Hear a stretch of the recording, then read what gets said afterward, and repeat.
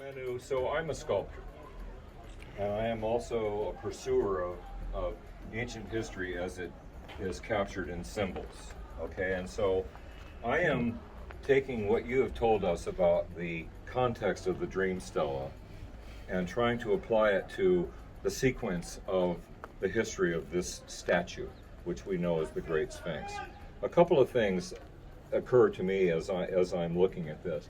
First of all, up here, this is where the actual king is providing libation and incense to the god, which at this point in time is the male Sphinx god, which would be celebrating the sun religion, Ra, the sun religion, and so forth. And he's providing libation, which you see coming out of the little vase there, and then incense also in his other hand as he's providing as an offering to the god. And she's facing and speaking to him. There's a couple things that I want to point out here, okay? The Sphinx in its current iteration, very clearly, if you'll see, has the curved, braided beard that comes out from the chin like this, okay? I think it's important to note that when Khafre carved at least the head of the Sphinx, okay, let's just focus on the head. When he carved the head of the Sphinx, that was the first time that sculpturally, a symbol for all time and for the people, that the divine beard appeared on a living king. Always before, the braided beard was a symbol of a deified king that had already passed and that had ascended to eternal life, okay? This was the first time that Khafre said, wait a second, I am divine, I am a living God. This was the very first time that this happened in this whole evolution of this cosmology. I am a living God, and it is symbolized by the fact that I have a divine beard that is attached to my chin and is part of my countenance. So that's the first thing that really strikes me in terms of how all of this symbology is presented. Remembering, of course, that this dream stela actually didn't appear here until 1,200 years after the whole statue was supposedly carved by Khafre. But again, we're focusing just on the head here, okay?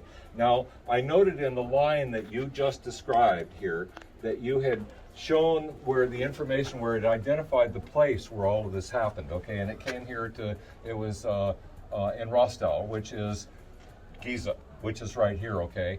And so then there's a break, okay? And it starts again, and it talks about the cobra.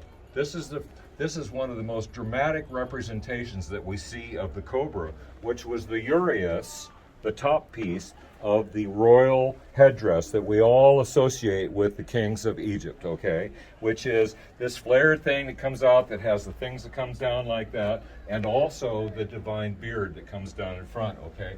But the cobra is right up here on the top. Wait a second, just like this cobra is right up here on top of my hat, okay? The cobra was this symbol that was on the top and the crown, if you will, of the king of Egypt.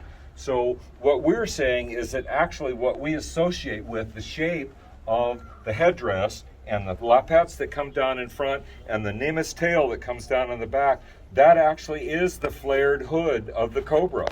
That's what we're talking about, is that the thing atop of the king's headdress literally is the head of the cobra, and this entire shape and all the stripes and all the lines on it and everything actually are a representation of the flared hood of the cobra, along with the tail that goes on back.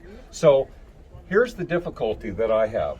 In terms of changing an important symbol that has been venerated for who knows how long, hundreds, perhaps thousands of years before, all of a sudden a king comes along and carves away the lioness head that had been there and puts his own head in its place. Which is why, as you'll see, when you look at the Sphinx from the side, the head is too small for the body of the Sphinx. That has been a problem forever and ever. The head's too small, and that's part of our belief that the head was actually recarved in Khafre's time, not making the entire Sphinx, but making it into a Sphinx by carving his head on there. And so the point being that when he did that, and he said, I am now the living king, not the dead deified king, this was a desecration. This was a desecration of a symbol that had been an object of veneration and devotion for countless years before. And no doubt there were some people, priests, scribes, the elite class, if you will, that had been a part of this, that were very offended by this. This was very offensive to them. But just like let us say if Mao Zedong in China had come along when he was in power and taken an ancient Chinese monument that had been there for thousands of years and carved Mao Zedong's head into this monument. Okay, you do that. But from here forward, Mao Zedong, that's Mao Zedong. You would never refer to what it had been before, because off with your head if you did that, okay? We are proposing that exactly the same thing happened in the history of how Mehit was transformed into the Sphinx with the king's head. This was actually an identity theft. He deliberately stole her identity. He buried her body in his likeness. This was a veneration followed by a desecration, followed by a cover-up. As the moon cult, which had existed before, was all of a sudden arbitrarily ended, and it became the sun worship cult from there on forward. And we see in the Pyramid of Unas, we see veiled, ambiguous, insinuated references to the prior cult of the moon and the prior religion, if you will, of the moon goddess, which was manifested by Mehit.